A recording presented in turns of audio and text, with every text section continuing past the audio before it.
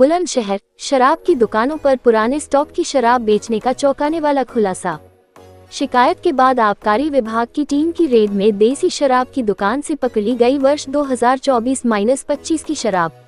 आबकारी विभाग ने दुकान की निलंबित, अनुज्ञापी व सेल्समैन पर दर्ज कराई गई एफआईआर। पुराने स्टॉक के खुलासे के बाद विजिलेंस द्वारा भी करीब 200 दुकानों पर की गई छापेमारी। बुलंदशहर में 53 दुकानों को बिना पॉश मशीनों की शराब बेचने की बात आई सामने। सदर आबकारी निरीक्षक संजय गुप्ता व 3 सिपाहियों के खिलाफ कार्रवाई की संस्तुति की गई। बिना पॉश मशीन की शराब बेचने वाली दुकानों से वसूला गया 2-2000 का जुर्माना।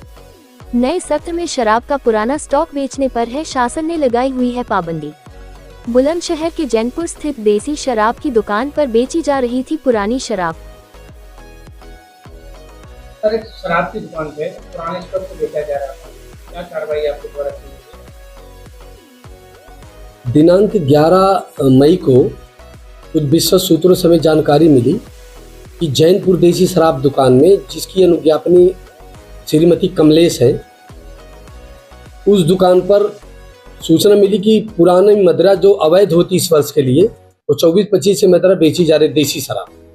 हमारे द्वारा तत्काल क्षेत्रीय निरीक्षक और इंस्पेक्टर वो सिपाहियों के साथ टीम गठन कर और थाना पुलिस बल को भी साथ लेकर मौके पर जब पहुंचा गया और निरीक्षण किया गया तो पूरी दुकान की जितनी पेटियां थी उनके बीच के में रखा गया 9 पेटी और बेचने के लिए रखी गई तख्त के नीचे 19 पौवे, मतलब कुल 424 पौवे बनते हैं, वो बिक्री के लिए उसकी दुकान में मिला, जो अवैध था, जो बिक्री 24-25 के लिए अनुमान्य था और इस वर्ष के लिए अवैध था। तत्काल दुकान के लाइसेंस सेलमैन को पकड़कर और दुकान को बंद करके उसमें वैध मदिरा और अवैध मदिरा, जो वैध मदिरा जो 25-26 के लिए अनुमानित थी और जो अवैध मदिरा जो 24-25 की बेच रहा था, गाड़ी में रखते हुए और तत्काल थाना कोतवाली देहात में उस अनुज्ञापी के खिलाफ, सेलमैन के खिलाफ बीएनएस की धारा 318B और आबकारी अधिनियम की धारा 64 के अंतर्गत दुकान में पंजीकृत कराया गया है। पुरानी शराब पुरानी शराब का जो है क्या नियम है, तो डिस्ट्रॉय करने का नियम है, क्या नियम है उसको क्यों नहीं बेचा जाता? पुरानी मदिरा यदि अनुज्ञापी घोषित करता कि मेरी मदिरा बच गई है तो उसको आबकारी अभिरक्षा में लेकर विभाग द्वारा उसको एक समिति का गठन होता है डीएम साहब के नेतृत्व में, और वो समिति के द्वारा वो दुकान मदिरा को विनष्ट कराया जाता है। वो अगले वर्ष के लिए बिक्री के लिए अनुमान्य नहीं होते। सर, ये पर डे जो है स्टॉक का और बिक्री का पूरा मेंटेन किया जाता है रिपोर्ट, तो ऐसे में ये कैसे संभव हो गया कि पुराना शराब बची रह गई और वो बेची जा रही?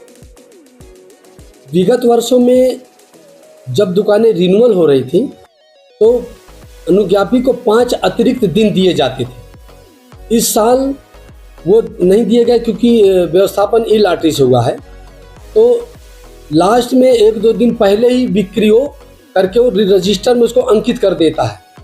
ऐसा संभव है अनुज्ञापी ने बिक्री दिखा दिया हो और उसकी कुछ पेटी बच गई हो, जो चोरी से उसको कहीं रख के छुपा के रख देता है, और हो सकता है कि वो ऐसे ही माल रहा हो।